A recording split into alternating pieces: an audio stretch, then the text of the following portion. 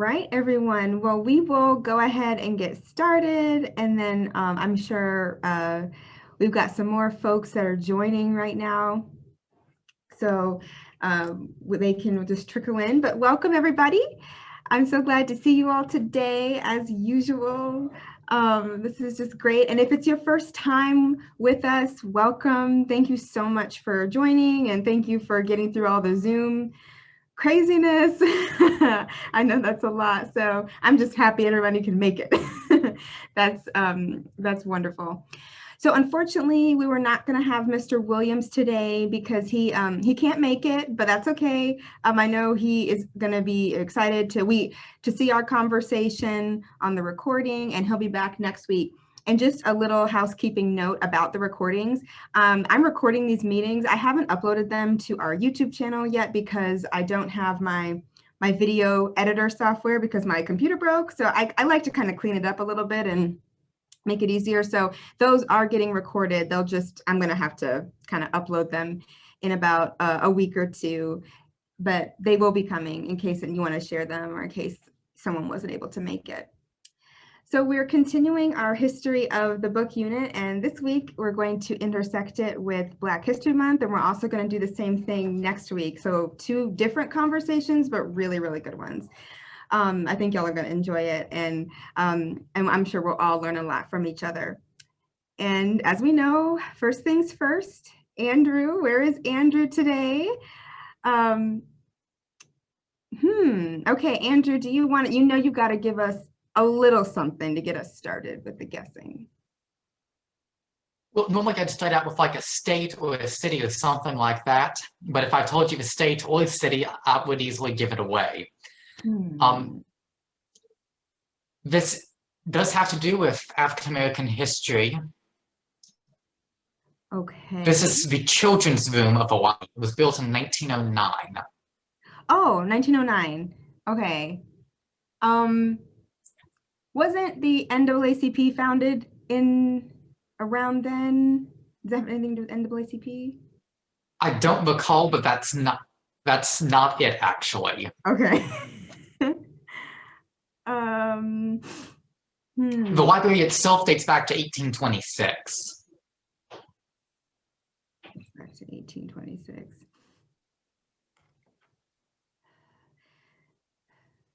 Okay. So you said if you gave us a city or a state, that would give it away. I think y'all would easily guess it. Give us a region. Northeast. Okay. I'm going to go out on a limb and say it's in New York. Yes. Is it a it's a reading room? Or what is the picture we're looking at? This is actually the children's room. The children's room. Okay. Oh. This is the children's room. Is this part of New York Public Library or something? Or the Schomburg Center? It's part of the New York Public Library system, but it's a different branch.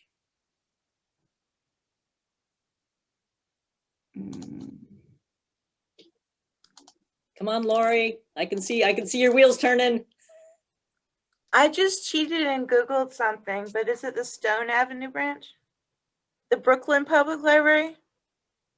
No. See, I cheated too, and it came up nothing. Okay, but it is part of New York Public Library. I mean, the one I think of Black history, I think of the Schomburg. It's a different branch. Okay, so I gotta. Oh dear. Anybody else have guesses? I feel like I'm gonna know it when I hear it. Is it at the Smithsonian? No. No. You want to give us the first letter? H. Harlem. Yes. Yes. Yeah. There's my handout. It should be coming into the chat. I can't believe. It's the Harlem Library. Wow. See, Lori, I knew I could count on you. Oh, wow. Thank you, Andrew. This is like That's perfect for awesome. today. This is great. Oh, I'm downloading this handout right now. This is awesome. Thank you so much. This is literally perfect for today. And Andrew probably knows because he's attended quite a few of our open house programs, so he knows a bit about our African American literature collections. And so anyway, awesome. Thank you so much, Andrew. That's perfect. So as I said in our email, we're going to be talking about Black print culture today, which I am in love with. I think it's such an interesting concept. So what is Black print culture? Is it a thing? Is it a concept? Actually, Rare Book School, well, the California Rare Book School taught an entire course called Black print culture. So I'm going to define it I like this definition that I found from Oxford Bibliographies. African American print culture refers to the contributions of African Americans to printed text and their circulation as authors, illustrators, publishers, editors, printers, typesetters, binders, distributors, and readers. It also includes study of the ways that print processes have impacted socio-political circumstances and cultural movements integral to African American history. So that's quite a mouthful. But what I would say, I think, it really, Black print culture explores and looks at how Black people write, print, publish, how they disseminate, how they interact with text, and then how they shape American history. I think that that's in general what we mean when we look at Black print culture. And I think that one of the things that interests me personally the most and is just how texts written, published by African Americans, how they appear first, and then how they are reprinted and how they reappear in different ways, whether it's in anthologies, whether it's, you know, if a poem or a story or an essay, where does it first appear? Where does it appear next? And what was the intended audience? How does that audience change? How does it impact the structure of it, how we look at it? I'm really interested in that. So that's something that is just my take on it. But Rare Book School did in September 2020, they had a little lecture, I guess a panel discussion about Black print culture, and they had 2 scholars, and then they had a Black letterpress printer, which you don't find very many of them. But anyway, I wanted to give a little, I wanted to share just one piece of the conversation that I thought was really good. There was a scholar and she was talking about why sometimes it's difficult to study Black print culture. And I'm gonna share we'll just look at this excerpt of the video, just like about a minute or two. Okay. So we're gonna hear from, not this panelist, but the next one, Dr. Greer. Thank you. I'll weigh in on that and say I want to echo Ms. said. You know, one of the things that I've struggled with is arguing that the materials that I work with are rare. They're rare books. Can you turn it up a little, Joellen? Preservation. Sure, let me do that now. I'll just stop it and then. Thanks, Maggie. I'll start it back so you all can hear. Attention to all those minor details. Thank you. I'll weigh in on that and say I want to echo some of what Amos said. You know, one of the things that I've struggled with is arguing that the materials that I work with are rare. They're rare books. They're worthy of preservation. They're worthy of study. And one of the things that I appreciate about Black print culture as a concept, let alone as a thing, is to echo Jesse, it's an expansive concept. And I think that's something that you can bring to the study of Black books, and that idea of a Black book is expansive. And, you know, for the materials that I work with, nobody's keeping them. nobody's keeping them. So despite the fact that they're mass produced, they're considered to be pulp. People don't keep them, libraries don't hold them, they discard them, archives don't hold them. And so in a way they really have become rare because they're undervalued. And that keeps me from being able to use them as a scholar. But I really think that it also, they're being denied the communities that produced them. And those communities aren't even being able to appreciate how important, not just as cultural pieces, but important in terms of, for me, again, as a historical source about, that has allowed me to open up the World War II and Cold War era in ways that I wouldn't have been able to do. And I just don't think that a lot of times the markets for these products and even the producers of them are allowed to experience or think about how unique and uniquely important these products are. Okay. I just thought that was really, really interesting. Here, I'll stop right here. Because Dr. Brenna Greer, I think she studies a lot of, like she said, mass-produced materials, ebonies and jets, magazines and periodicals, things like that, that were produced in mass. But she was talking about, going beyond the idea of, just rare books that we would all consider rare. I think she has trouble studying those things because maybe they're not considered as high value because at one time they were mass produced, but they serve as evidence of the Black community. And I think that some places, maybe libraries, archives, she said, just don't keep them like you would think they would, because no one thinks that, oh, there's tons of them. But then it turns out maybe there aren't as many of them still around as we think, at least from certain time periods. So, and then the previous panelist talked about things like even menus from Black-owned restaurants and things like that being worthy of preservation, or things that people can use. And so I think that's what I like about Black print culture as a concept. It's really, everything's on the table, from broadsides to flyers to menus to books, magazines, Black-owned newspapers, things like that. So it's really, it is very much an expansive concept. And I think too, like I said before, I'm particularly interested in where these things kind of first appear, and then maybe where they appear later, because sometimes you don't often know that you've seen it only in this anthology or only in this volume or this book, but it actually appeared much earlier.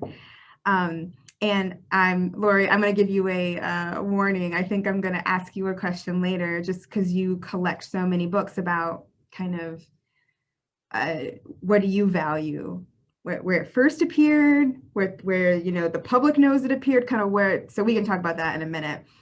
But I'd like to show y'all a book that I got when I was in college. And it's called The Collected Poems of Langston Hughes. It's one of my favorite texts. It is very thick, it's very big. And the reason why it's so big is, one, Langston Hughes wrote a lot of poems, but two, it has some very useful things in the back. I love this text. So it not only has all the poems, indexed, but it has the first lines of every poem. So you can, sometimes all is the first line of a poem. And so you can search by that. But the other thing it has, which is really, really cool, I know you can't see it, but it has notes to the poems. And in these notes to the poems, it tells you where every single poem first appeared. And then it also tells you where it appeared later. And I think this is so helpful. And I'm sure they weren't able to find exactly everywhere it appeared later, but, major publications where it appeared. And it is so helpful because and it's been interesting in our collections to see, if we have a certain periodical or a certain literary journal and a lot of times, sometimes we do, because Mr. Williams often would have known that, and he would collect it that way. So that's what I'm trying to do. So I find books like this to be very helpful. especially when working with Black print culture. So I wanted to show a couple examples, but before I do, does anyone have any comments or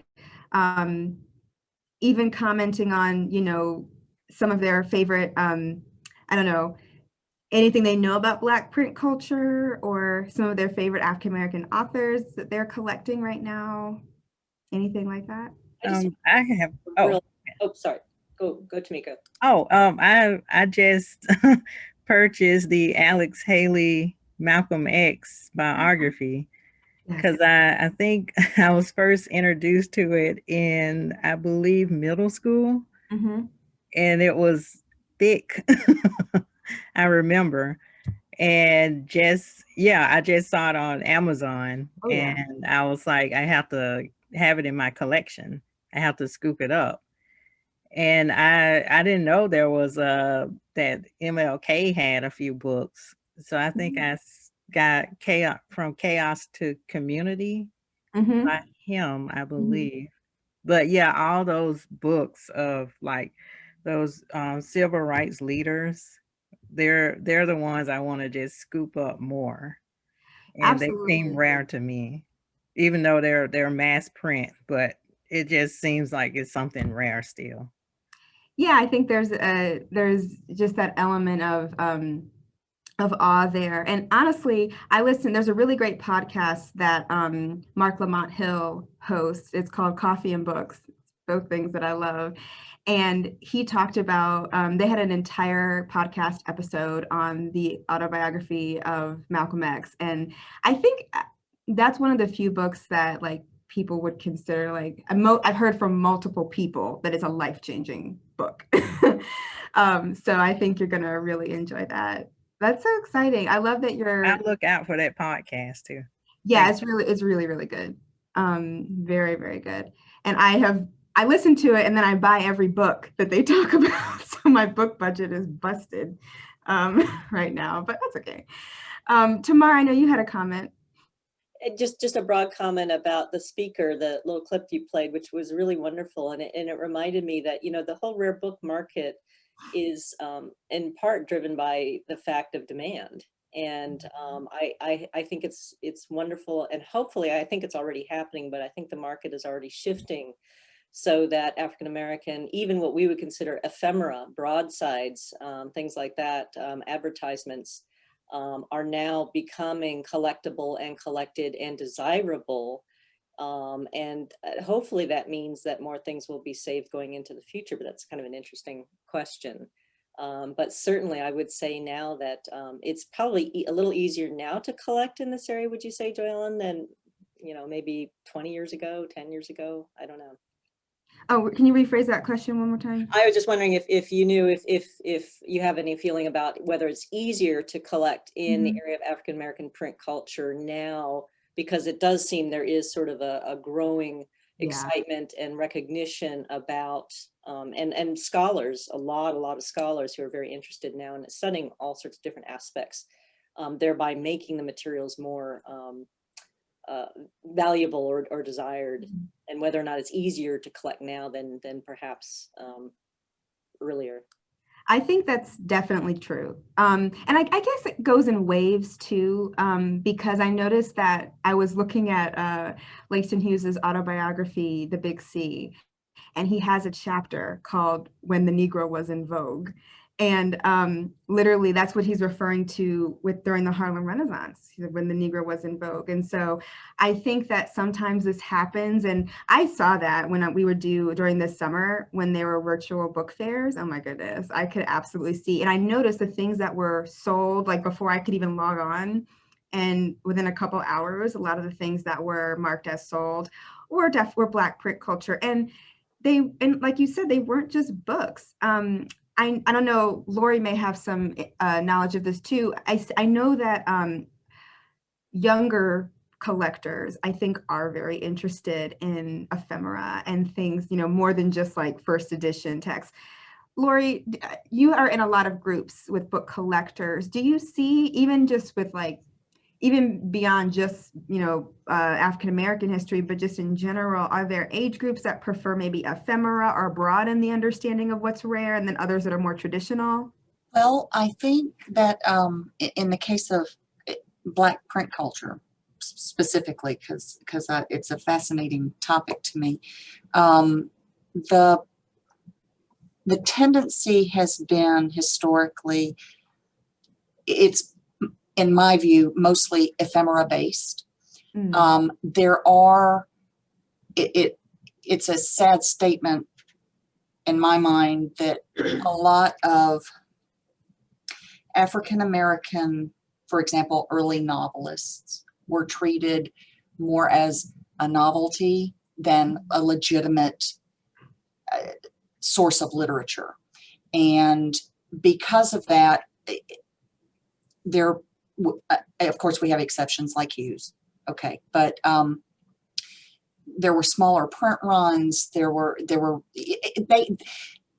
Black culture faced a lot of the challenges that women faced. Any minority print culture will face similar challenges in getting their works out there. Anthologies were a good way to get things out there in print, but those authors sadly were rarely afforded the opportunity to have a whole book of their work published, because the publishing houses just wouldn't make that investment in those writers, and they stood to sell more books if they conglomerated them or made an amalgam of a whole bunch of different writing voices in a single book. But back to the ephemera, I think it was popular, and if y'all recall, anybody that has watched The Booksellers, the movie, there is a bookseller in that movie, and if you haven't seen it, I highly recommend it, who specializes in rap ephemera. And so not only is she a female bookseller, which I love, but she has this niche market, and what she collects, and the musicians and the rappers who have shaped the music industry, and there are a lot of people, myself included, that view rap as poetry, so it just depends on what your perception is of the content. But ephemera, by definition, it's not really designed to last a long time. It is transient sounds like such a harsh word, but it's really transient. It has it's supposed to have a limited lifespan. And when you're able to collect and preserve ephemera beyond what its normal intended use is, which is to be shared, and that's one reason why it has such a short lifespan. When you can give it that longevity, I think it does elevate it into the rare collectible area, because they're scarce. They're very hard to find. When you do find them that have been widely circulated, generally they're not going to be in very good condition. So when you have a collector who specializes in Black print culture, particularly Black print culture ephemera, to me, it's just a treasure chest. I love seeing things like that, that I wouldn't have access to otherwise because of the white print culture that is, kind of shielding me, not by my choice, but shielding me from the richness of the literary works of Black culture in early America. So I don't know if that even remotely addressed your question. That was wonderful, Laura. I feel like you've thought about this before. It's an important subject to me, and I think every person has a voice, and people should not really, and I know I'm kind of getting into a social commentary here. People shouldn't have to fight to be heard. And when you have, long time ago, Mr. Williams, when we were talking about the World War II booklets, his little booklets that he collects, Mhm. you know, those publishers have so much power to shape culture, American culture, and culture throughout the world for that matter. But I think it's important to give those cultures a voice. And I put it squarely on the shoulders of the publishers to give folks that voice.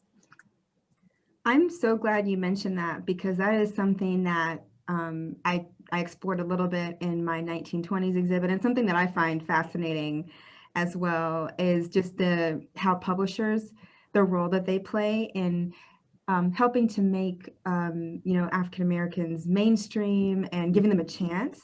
We talk about one of them in particular, Langston Hughes' publisher, Alfred A. Knopf, was kind of known for that. And so that's something that I find fascinating. I know Mr. Williams, he wants me to write a dissertation on many, many things, but I think that's the one that he really wants me to write. Well, that subject and that focus is a culture changer. And I'm sure he's 100% serious that he wants you to write it, because that would influence research and teachings for future generations. And that's how we change this culture. You know, if we're not going to buy a publishing house and do it, you know, be the change you want to see. If we can't control it that way, we can positively influence and affect through academics. And I think it's a great idea. Yeah, so that's Maggie. Get right on that. Exactly. I wouldn't mind doing that at all. Oh yeah. Maggie. Is the Negro Motorist Green Book from Jim Crow era, I think, is that considered ephemera?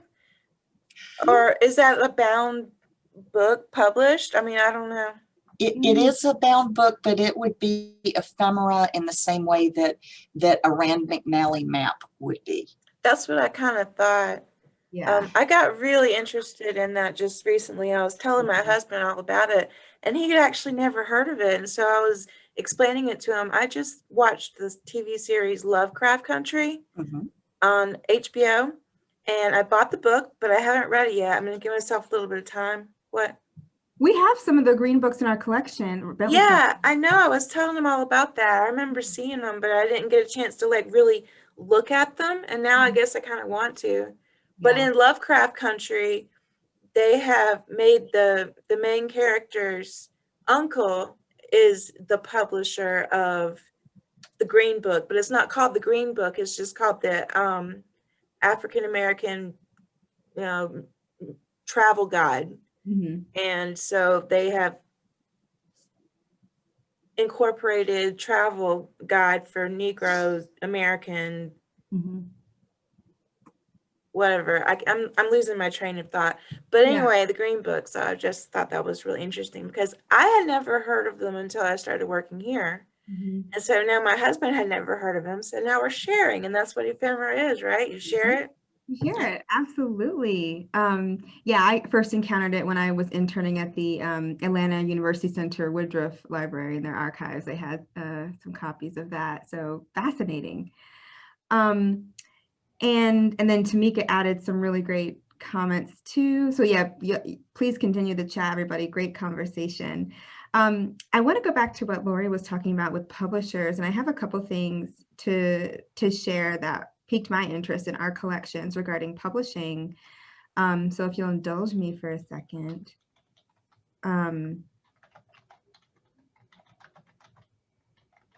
This is one, oh wait, let me get this. I think this will work.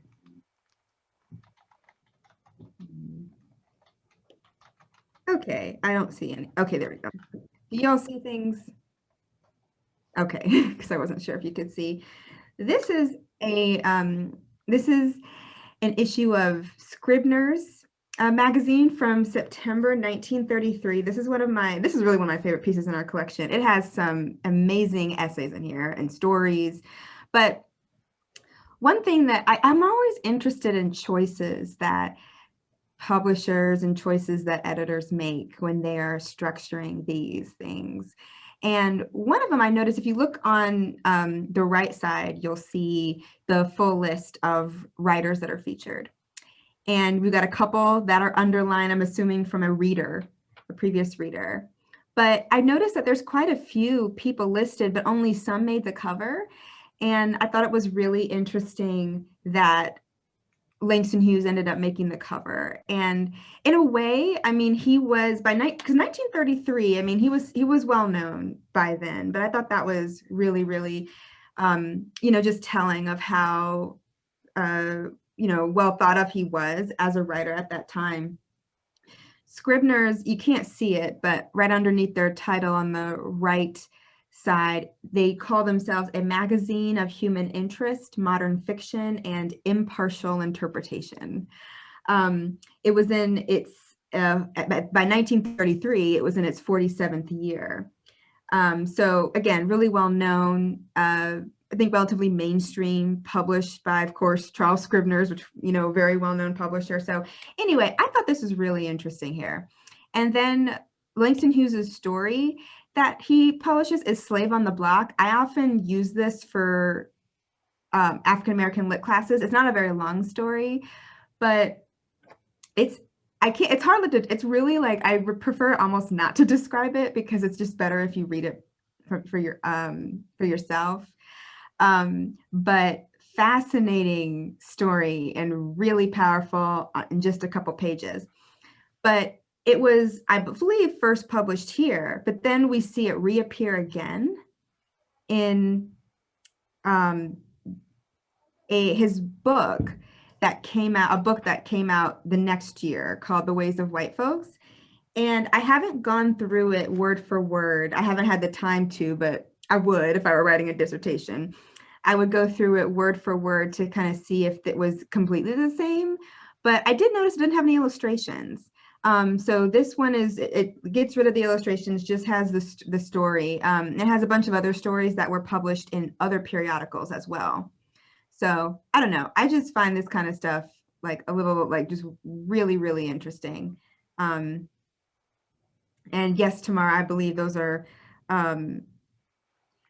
really, really, the illustrations were wonderful. They're very powerful. And then when you read the story, it's even like more poignant. And then this one, since we were talking about publishers, The Ways of White Folks is published by Alfred A. Knopf, which was, again, publisher who, Langston Hughes' publisher, who actually he met in the I think 1925. If you've ever heard of, anyone's ever heard of Carl Van Vechten, he was a white photographer and journalist that was very supportive of a lot of writers and artists in the Harlem Renaissance. He introduced Langston Hughes to Alfred A. Knopf, which I think is interesting.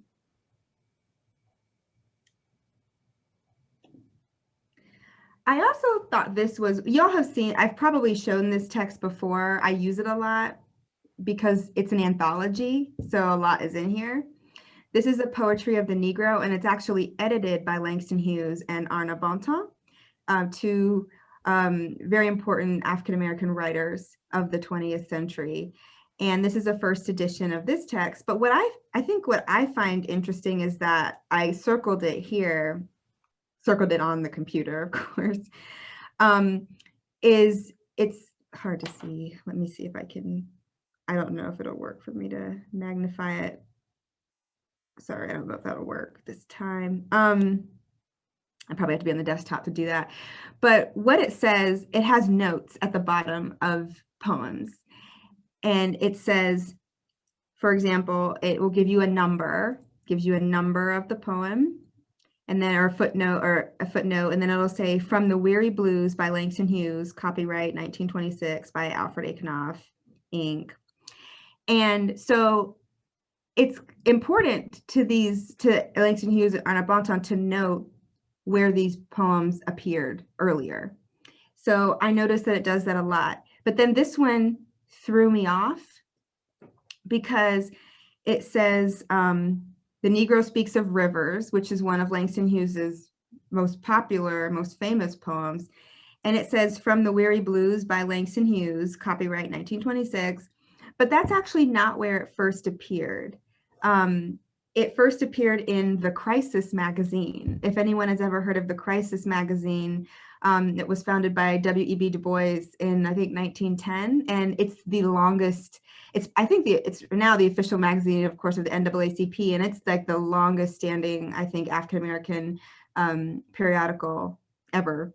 And then I realized, I think what they did with this anthology is if the poem was, they kind of, since The Weary Blues was a volume of poetry that Langston Hughes published later on, I think they just went with when it was last published, as opposed to trying to recount when everything first happened. So that threw me off for a minute. Then I realized, oh, that's why. So can't just rely on this.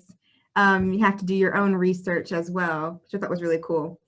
Now, I have something that I really like. I hope y'all enjoy it too. But The Negro Speaks of Rivers, again, one of Langston Hughes's most famous poems, I think one of his earliest poems as well. I noticed that it was a privilege that they had him come, but UCLA, Langston Hughes come to their campus in 1967, and they actually recorded and they made it available. They digitized the recording of him on campus. In 1967, I believe, if someone can fact check me, I believe that was like the year he died, or around then, if I'm not mistaken. I think he died around 67. But anyway, so what a treat. And he actually read this poem at UCLA, and I'd love to let you hear it, and you can hear what his voice sounds like as well. I always like to hear what people's voices sound like.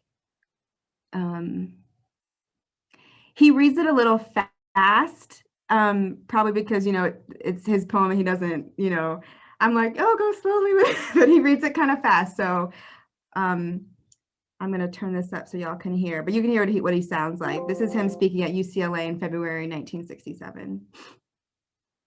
To be my way of writing.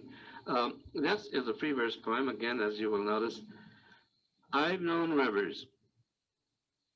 I've known rivers ancient as the world, and older than the flow of human blood in human veins. My soul has grown deep like the rivers. I bathed in the Euphrates when dawns were young. I built my hut near the Congo, and it lulled me to sleep. I looked upon the Nile and raised the pyramids above it. I heard the singing of the Mississippi when Abe Lincoln went down to New Orleans, and I've seen its muddy bosom turn all golden in the sunset. I've known rivers, ancient, dusky rivers. My soul has grown deep like the rivers. Well, when I got to Mexico. Okay, so anyway, I wanted y'all to just hear that, what he sounded like, and I wanted him to go like so slowly, but he read it it was a normal pace. I just wanted him to go so slowly and read it.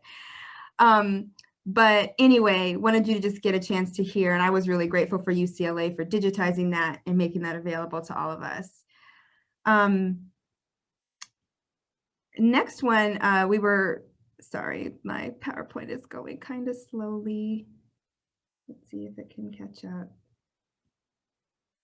Oh dear. Let me see if it can help it out a little bit. Lori was talking about, making sure that everyone, oh dear.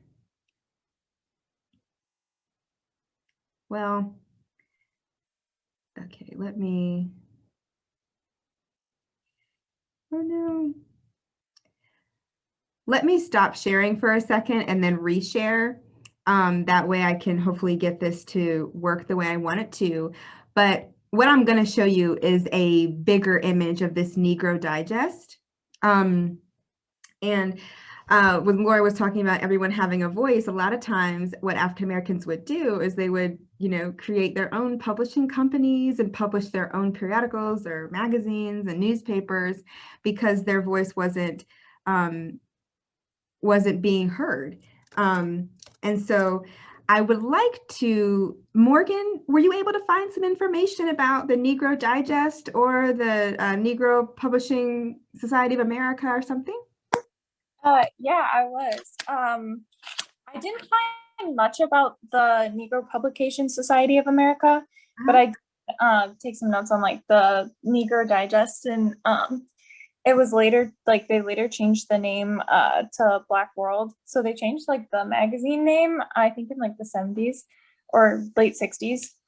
But it was really cool. And talking about publishers, the publisher that published it, his name was John H. Johnson, and he published a lot of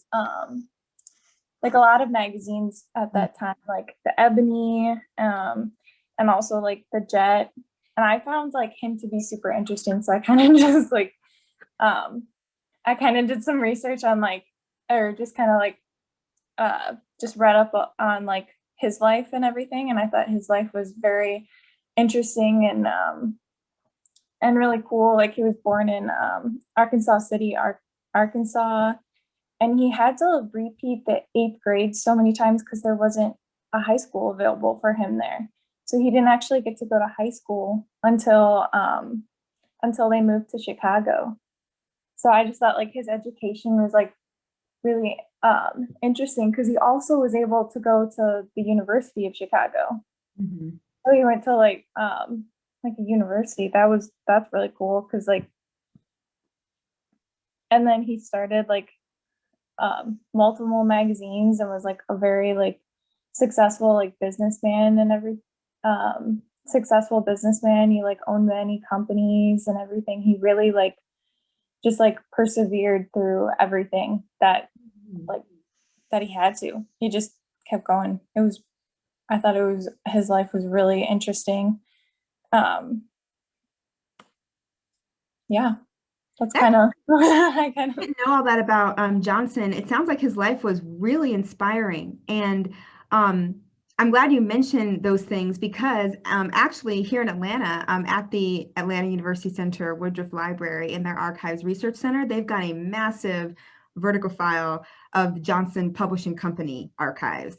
Now they don't have the official like the archives collection. I think that maybe that's in either Chicago or New York, or it might be a split collection.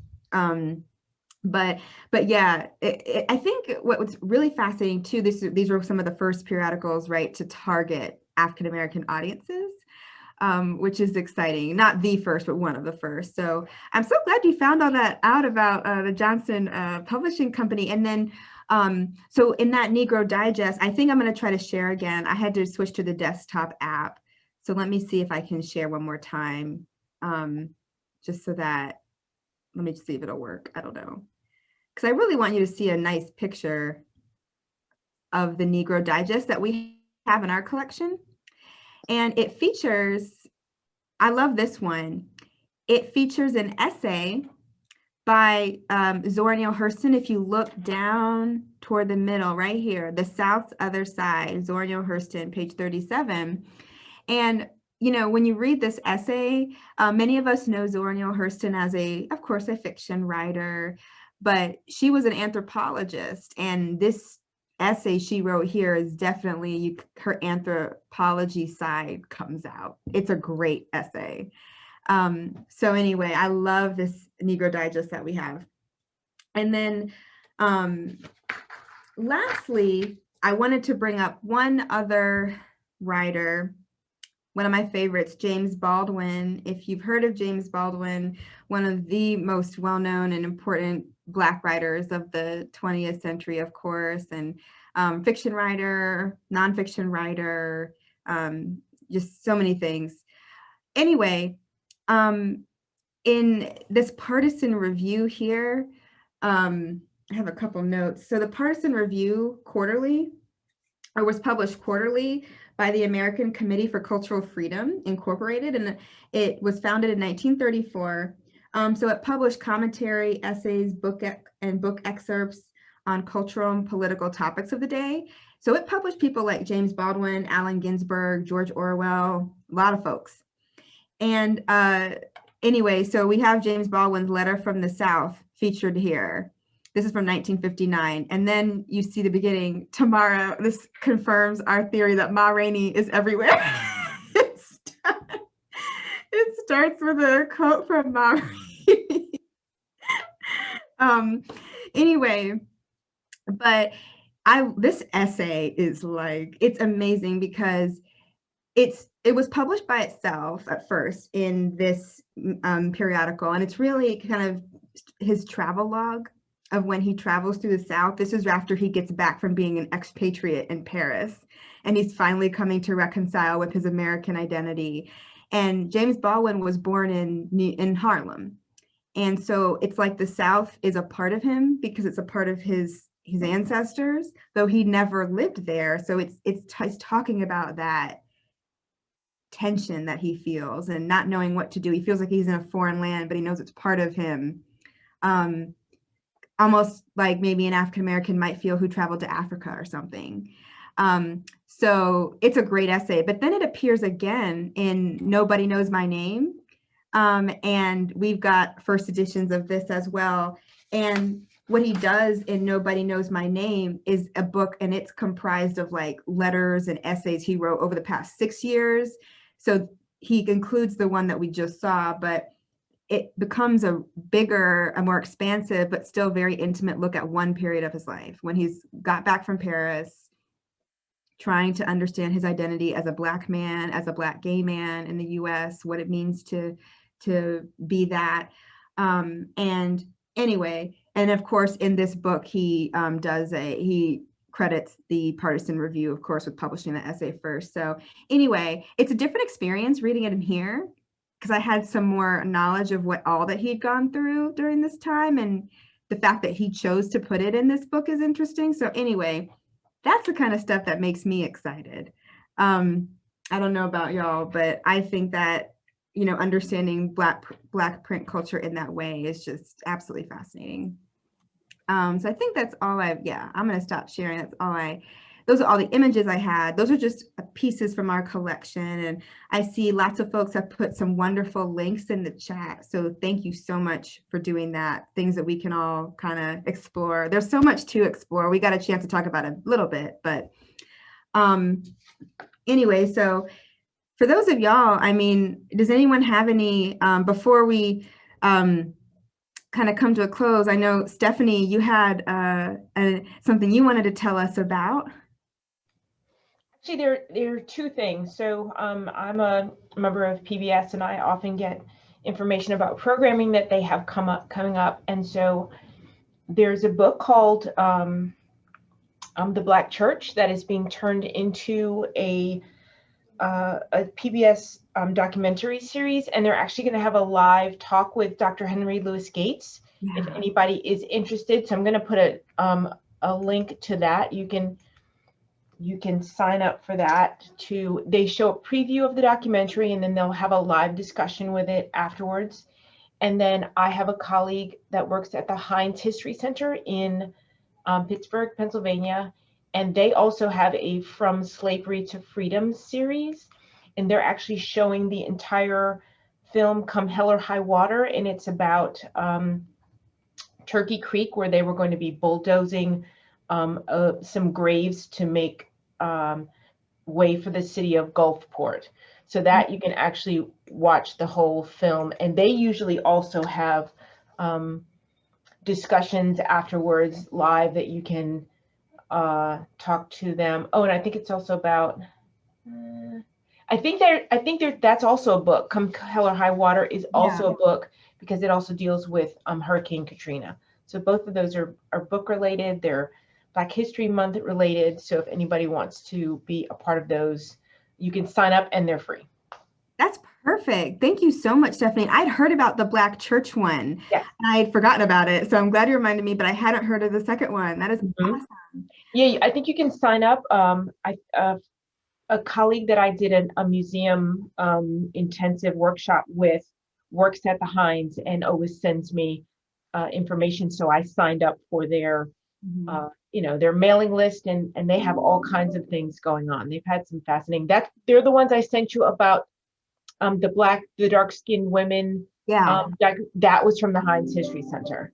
Oh, wow. So you should sign up. That they have great stuff. Clearly, I need to sign up. That is so exciting. Thank you so much. It's perfect. I'm so glad you shared that with us.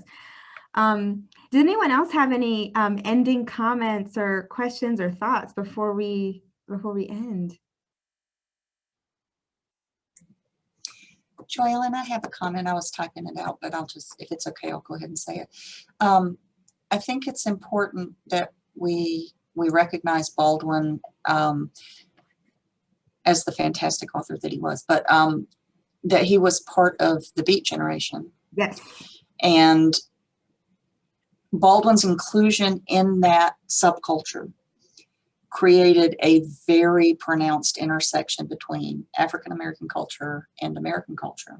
And started, I think he was a particularly important literary figure of that period. Absolutely. So if anybody hasn't studied the Beat generation and who they were and what they did, it is a fascinating. We've actually hosted. We had I think Craig Watson in the English department held a class on the Beat generation at some point. I don't know if he still does, but it's a great class if anybody is interested in taking that. Oh, very nice. That's it. And Joellen, did I answer the question that you had about works that were published previously? And yes, you did. Thank you okay, so much. because you mentioned you had a question. I didn't know if I Yeah, addressed I it. almost don't have time to get into it, so we might That's have fine. to. We can talk later. Yeah, I think we might even, because I really want to talk more about like and we could talk about this during the book collecting portion of our semester, but like, which do you collect? Do you collect like the first time it appeared? Do you collect, you know, when it became a published book or volume, or do you collect everything? And so I think we'll kind of talk about that when we have some time, because that's something that I'm very interested in too. Right.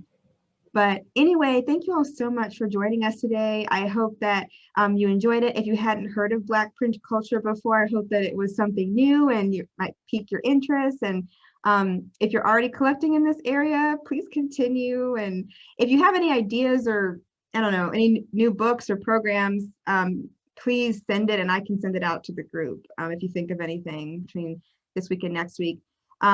But anyway, it's great to see everybody, and I'm very much looking forward to next week. We're going to have a cool guest speaker, and I think you're going to enjoy it. Okay. All right. Well, great to see everybody. Until next week. Bye. Bye.